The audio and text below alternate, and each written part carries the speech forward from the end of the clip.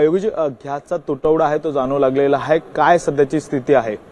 नाही, केंद्र शासनाने संपूर्ण भारतामध्ये असं कळवलेलं आहे की जो काही कमर्शियल युजेस आहे किंवा कमर्शियल बाटला जो आपण सप्लाय करतो तो बंद करण्याचा आदेश केंद्र शासनाने दिलेले आहेत आणि त्या आदेशाचं पालन करून आपण कमर्शियल वापराकरिता असलेले जे काही आहे ते आपण बंद केले आहेत. सध्या घरगुती वापरासाठी जो बाटला आहे त्याचा सप्लायवरती कुठलाही परिणाम नाही, ते सध्या चालू आहे.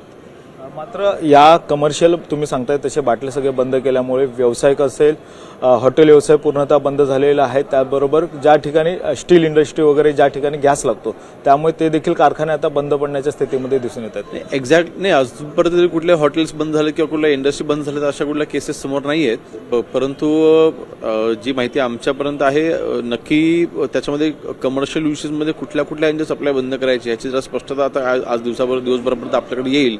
परंतु जे काही आदेश आहेत ते हे देशभरासाठीचे आहेत, फक्त महाराष्ट्रापुरते नाही आहेत. त्यामुळे ह्याचं पालन तर आपल्याला करावं लागेल. परंतु मला वाटतं काही दिवसामध्ये हा प्रश्न देखील सुटेल, कारण गल्फवरनं काहीतरी 3-4 शिप्स निघालेल्या आहेत असं समजतंय. पण आता हा प्रश्न काही जास्त राहणार नाही असं माझा तरी समज आहे.